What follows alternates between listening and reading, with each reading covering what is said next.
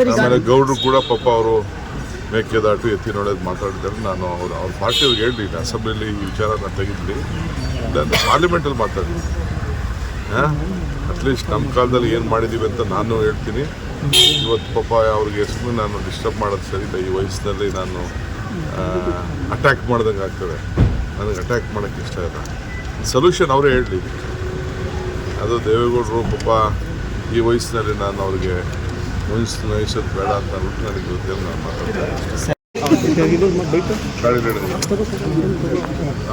Sir 6 ವರ್ಷ ಆಯಿತು ಇವತ್ತು ಕೆಪಿಸಿಸಿ ಅಧ್ಯಕ್ಷರಾಗಿ. ಕಷ್ಟಕಾಲದಲ್ಲಿ ನೀವು ಕೊರೋನಾ ಹೇಗಿತ್ತು ಸರ್ ಜರ್ನಿ? ಇದೆಲ್ಲ ಎಕ್ಸ್ಪ್ಲೇನ್ ಮಾಡ್ತೀನಿ, ಇವತ್ತು ಬೇಡ. ನಾಳೆ ಪ್ರೆಸ್ ಕಾನ್ಫರೆನ್ಸ್ ನಾಳೆ ಮಾಡೋಣ ಅಂತ ಪ್ರೆಸ್ ಕಾನ್ಫರೆನ್ಸ್, ಇವತ್ತು ಬೇಡ.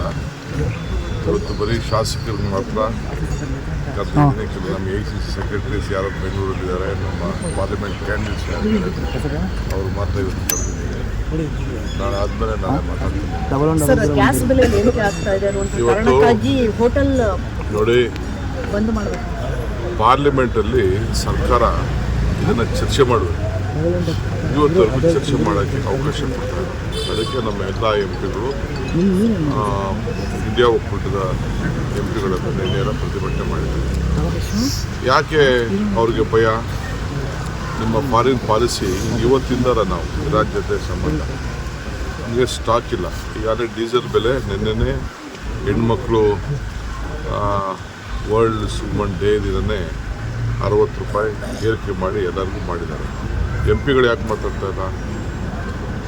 MP ಗಳು ಮಾತಾಡ್ತಾ ಇಲ್ಲ. ಈ ಗ್ಯಾಸ್ ಬೆಲೆದು ಗ್ಯಾಸ್ ತೊಂದರೆ ಆಗಿರೋದು ಈಗ ಎಲ್ಲ ಸ್ಟ್ರೈಕ್ ಮಾಡ್ತಾರಲ್ಲ, MP ಗಳು ಅದ್ರ ಬಗ್ಗೆ ಮಾತಾಡಲಿ. ಎಲ್ಲದಕ್ಕೂ ಧ್ವನಿ ಎತ್ತಾರೆ, ಭಾಳ ವಿಚಿತ್ರವಾಗಿ ಧ್ವನಿ ಎತ್ತಾರೆ ಅಂತ ಮಾತಾಡ್ತೀನಿ. ಆಮೇಲೆ ಗೌಡ್ರು ಕೂಡ ಪಾಪ ಅವರು ಮೇಕೆದಾಟು ಎತ್ತಿನೊಳಗೆ ಮಾತಾಡಿದ್ದಾರೆ. ನಾನು ಅವ್ರ ಪಾರ್ಟಿಯವ್ರಿಗೆ ಹೇಳಲಿಲ್ಲ, ಅಸೆಂಬ್ಲಿಯಲ್ಲಿ ಈ ವಿಚಾರನ ತೆಗೆದ್ಲಿ, ನಾನು ಪಾರ್ಲಿಮೆಂಟಲ್ಲಿ ಮಾತಾಡಲಿ. ಅಟ್ಲೀಸ್ಟ್ ನಮ್ಮ ಕಾಲದಲ್ಲಿ ಏನು ಮಾಡಿದ್ದೀವಿ ಅಂತ ನಾನು ಹೇಳ್ತೀನಿ.